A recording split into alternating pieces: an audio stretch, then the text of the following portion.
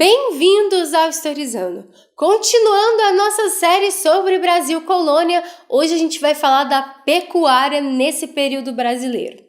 Bom, a pecuária ela surge no Brasil a partir da vinda do governador-geral Tomé de Souza no século XVI.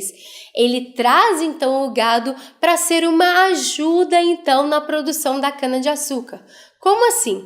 Além de servir para abastecimento da população, então como alimento, o gado era força motriz nos engenhos, ajudava então os engenhos a funcionar. Tem também a questão do couro, que servia para diversas questões, como por exemplo, roupas, calçados, entre outros. Porém, a partir de 1701, com uma carta régia da coroa portuguesa, há uma proibição da criação de gado nos primeiros 50 quilômetros da costa. Isso se deve ao crescimento do gado, que possivelmente atrapalharia o açúcar. E como a gente já viu no canal, a cana-de-açúcar era o produto mais lucrativo para a coroa portuguesa. E o gado não fazia tanta diferença assim para a coroa, porque era uma alimentação interna, não tinha um lucro muito importante voltado então para Portugal.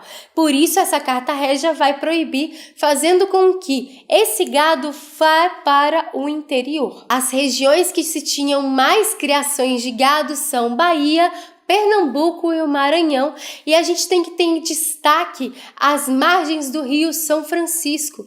As margens do Rio São Francisco servia para várias criações de gado, mesmo porque além do pasto se tem então a água do rio, que ajudava bastante a criação desses animais. Inclusive, durante algum tempo, o Rio São Francisco ficou conhecido como Rio dos Currais, justamente por suas margens abrigar muitas dessas criações. Não é só no Nordeste que o gado tinha importância no Brasil Colônia. No Sul também foi relevante. A partir do século XVI, jesuítas, juntamente com suas missões, vêm para o sul do Brasil e com isso colocam o gado como auxílio no abastecimento dessas missões.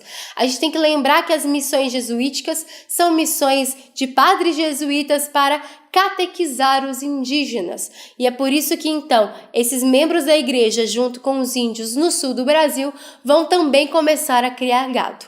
Porém, a partir da União Ibérica e com as invasões holandesas, a gente tem alguns problemas com a falta de negros escravizados na colônia.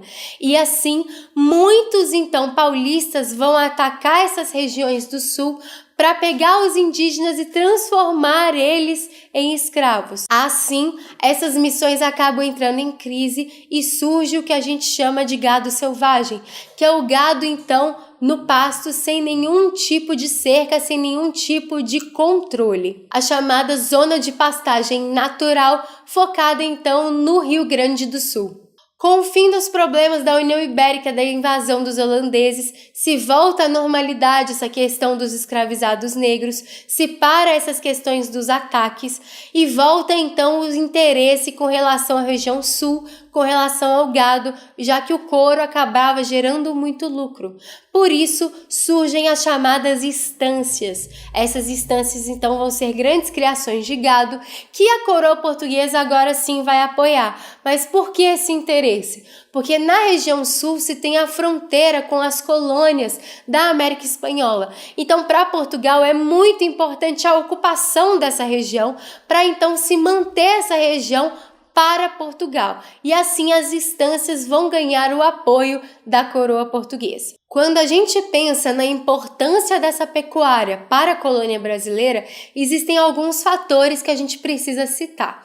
O primeiro deles, é claro, é com relação ao abastecimento. Afinal de contas, esse gado vai alimentar muita gente na época da colônia brasileira. Também vai contribuir bastante para a questão do mercado interno e do crescimento da colônia brasileira. Na época da mineração vai ser essencial para abastecer a região mineradora. Também vai ser importante devido ao desbravamento do interior, já que é graças ao gado que a gente tem tanto as margens do Rio São Francisco sendo habitadas, quanto a região sul também sendo habitada. Então, não apenas o litoral devido à cana-de-açúcar, mas o interior devido ao gado e também ao ouro. O gado também vai ser importante para os diversos tipos de mão de obra. Como a gente viu no vídeo do açúcar, majoritariamente eram negros escravizados que trabalhavam nas lavouras. Já com o gado, existe tanto a mão de obra livre, quanto negros alforriados, quanto indígenas que trabalhavam com esse gado. E muitas vezes o pagamento para esse trabalhador é justamente uma parte da cria. Então, crescendo a quantidade de pessoas criando gado no Brasil. O faturamento do couro vai ser um destaque com relação aos produtos coloniais brasileiros. Claro que nem perto da questão do açúcar, do ouro, mas vai se destacar nesse período colonial também. E é por isso que a pecuária vai ser muito importante, sim, no processo de colonização do Brasil e no processo de formação do Brasil, mesmo porque até hoje a região sul do nosso país é muito conhecida por essas questões do gado. Bom, é isso, eu espero que vocês tenham gostado. Se gostou, curte o vídeo. Se tem alguma dúvida, sugestão, comentário, fica à vontade e deixa aqui pra mim. Se inscreve no canal se você não é inscrito, me ajude a crescer, então, essa ajuda que o Historizando dá a todo mundo que está estudando. Vou deixar aqui embaixo o contato do estúdio para vocês. Muito obrigada pela sua atenção. Me acompanha também na comunidade do YouTube, que eu tô postando coisas para vocês lá. Um beijo e até a próxima!